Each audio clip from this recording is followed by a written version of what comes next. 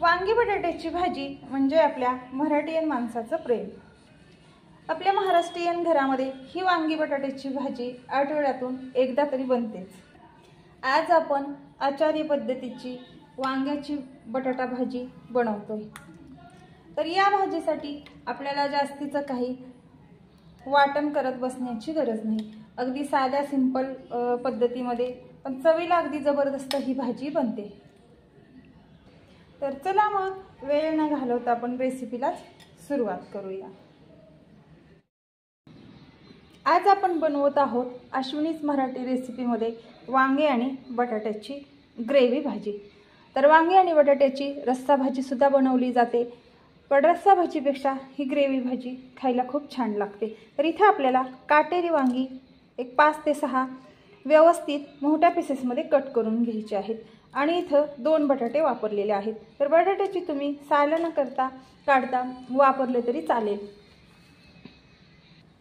मुख्य म्हणजे ही भाजी बनवत असताना आपल्याला यासाठी कांदा किंवा टोमॅटोचं जास्तीचं काही वाटण बनवण्याची गरज लागत नाही। अगदी साध्या सोप्या पद्धतीने ही भाजी बनवली जाते।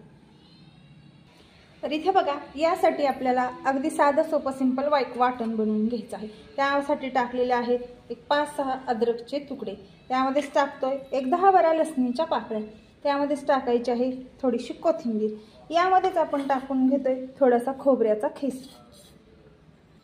तर हे वाटण आता आपल्याला पाणी न घालता बारीक करून घ्यायचं आहे। तर इथे बघा, वाटण आपलं तयार झालेलं आहे। अगदी आपल्याला बारीक हे वाटण बनवून घ्यायचं आहे।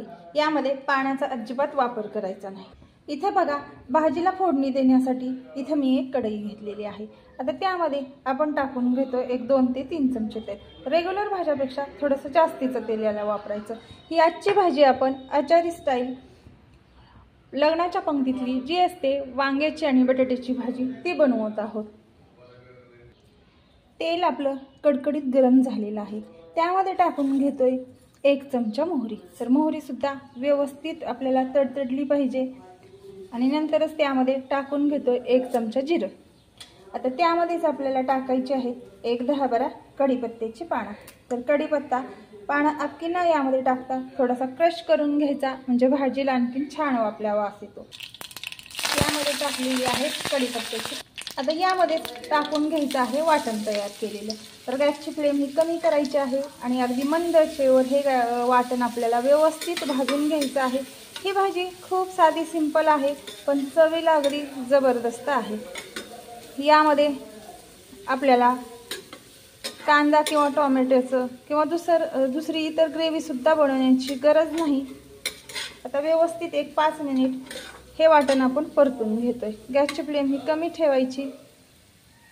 वाटण आपलं व्यवस्थित परतल्यानंतर त्यामध्ये घालतोय चिमूटभर हिंग। हिंग घातल्यामुळे या भाजीची चव खूप छान लागते। आता यामध्येच टाकायचं आहे पाव चमचा हळद। यामध्येच टाकून घेतोय कलर छान भाजीला येण्यासाठी लाल मिरची पावडर। यामध्येच टाकून घ्यायची आहे 1 चमचा कांदा लसूण पावडर। तर आता व्यवस्थित आपल्याला हे मसाले तेलामध्ये परतून घ्यायचे आहेत या पद्धतीने। तर मसाले परतत असताना गॅसची फ्लेम ही आपल्याला अगदी कमीच ठेवायची आहे। तर पूर्ण आता मसाले आपले परतून झालेले आहेत। तर आता यामध्ये आपल्याला काय करायचं आहे, सगळ्यात अगोदर इथं बटाटा कट करून घेतलेला यामध्ये टाकून घ्यायचा आहे। बटाटा आपला शिजण्यासाठी आपल्याला थोडासा जास्तीचा वांग्यापेक्षा वेळ लागतो, त्यामुळे अगोदर आपल्याला बटाटा थोडासा पाणी न घालता वाफवून घ्यायचा आहे। तर इथे बघा, एक 5 मिनिट आपण व्यवस्थित तेलामध्ये मंद आचेवर अगदी बटाटा परतून घेतलेला आहे। तर आता यामध्येच आपण टाकून घेतोय वांग्याच्या फोडी।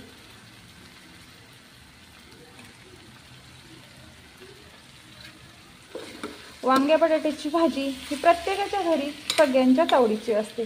मी तर म्हणेन आपल्या महाराष्ट्रीयन घरामध्ये आठवड्यातून एकदा तरी ही वांगी बटाट्याची भाजी बनवली जाते। तर ह्या पारंपरिक जी भाज्या असतात त्या जास्त ऑइली किंवा मग जास्त मसाले न टाकता जर आपण बनवल्या तर खायला सुद्धा अगदी छान लागतात। तर आता यामध्ये आपल्याला ॲड करायचं आहे थोडंसं पाणी। तर इथे आपण रस्सा भाजी न बनवता ग्रेव्ही बनवत आहोत, तर नेहमी बघा रस्सा भाज्यापेक्षा ग्रेव्ही भाज्या खूप चवीला छान लागतात। तर यामध्ये आता आपण थोडंसं पाणी ॲड करणार आहोत। तर याच पद्धतीनं तुम्ही वांगे आणि बटाट्याची भाजी रस्सा भाजीसुद्धा बनवू शकता।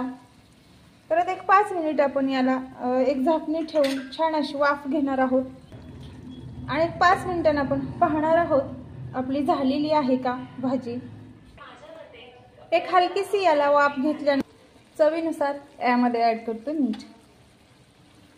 तर मीठ टाकल्यानंतर परत एकदा आपल्याला व्यवस्थित ही भाजी हलवून घ्यायची आहे।